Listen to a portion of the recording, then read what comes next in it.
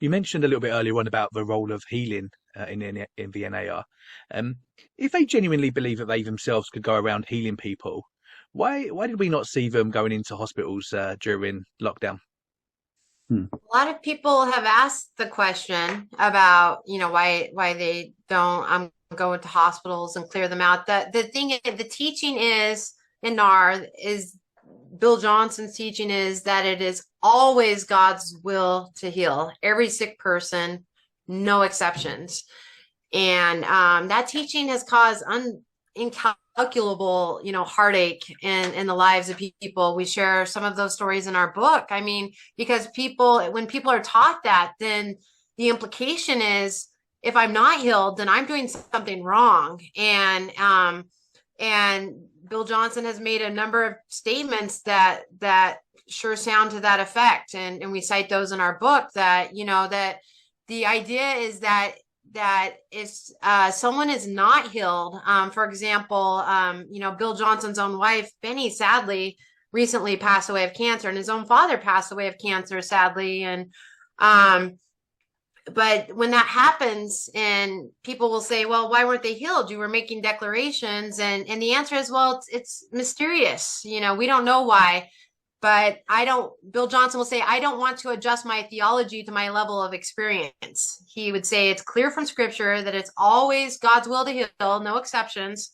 And so when that doesn't happen, we need to press in more. And the implication is maybe we need more revelation. Maybe, we need to figure this out because, there's more we need to learn.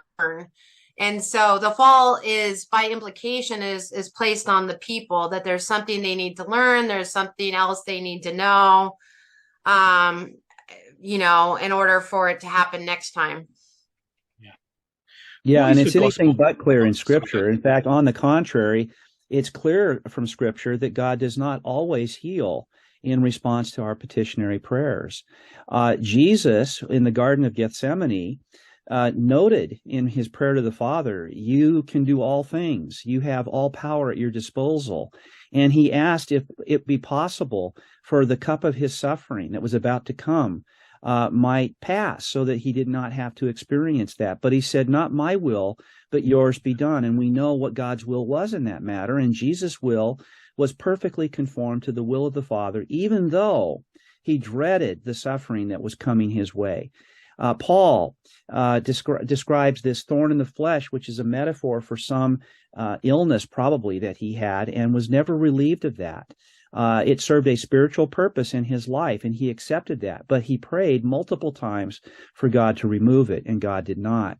He did the same for Timothy and others. So we know that whereas it's true that God has healed, and he has responded to the prayers of his people in healing others and done so miraculously, he does not always do so. And this is actually taught clearly in Scripture. So it is not the clear teaching of Scripture that God intends to heal everyone, and that it's somehow the failure of faith that can explain why it is that a person continues to suffer physical illness.